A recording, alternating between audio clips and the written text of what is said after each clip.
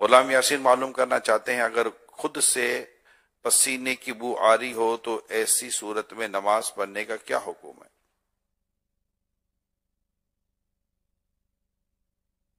مکروہ لکھا ہے حضرت نے. اپنے کپڑوں سے یا اپنے بدن سے آ رہی جی نہانا پڑے گا اس کو. جی ابھی نہ کوئی ایسا وہ کرنا پڑے گا کام جس سے بدبو ختم ہو جائے.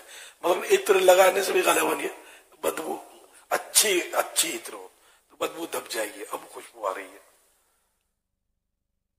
اشتیاق گجر ہیں، اگر کسی کا بچہ یا بچی چھوٹی عمر میں انتقال کر جائے تو کیا ان کے لیے دعائیں مغفرت کر سکتے ہیں؟ بالکل کر سکتے ہیں. امیر علیہ سنت سے میرا یہ سوال ہے کہ میری ہمشیرہ کے لیے میرے والدین نے 2 برس سے جہیز بنا کر مکمل تیار کر کے رکھا ہوا ہے جس میں زیورات بھی ہیں، تو کیا اس پر زکوٰۃ بنتی ہے؟ اگر زکوٰۃ بنتی ہے تو وہ زکوٰۃ کس نے ادا کرنی ہے، میرے والد صاحب نے یا میری ہمشیرہ نے؟ برائے کرم جواب ارشاد فرما دیجیے. جو اس کا مالک ہے، خالی یہ نیت کر لی کہ ہم اس کو جہیز میں دیں گے اور ہے باپ کے ہی قبضے میں اور مال بھی باپ کا ہے تو باپ پر ہی آئے گی زکوٰۃ اگر شرائط پائے گئے تو. اور اگر بہن کو دے دیا ہے، اس کو مالک بنا دیا ہے تو پھر یہ کہ پھر بہن پر آئے گی، ہے نا.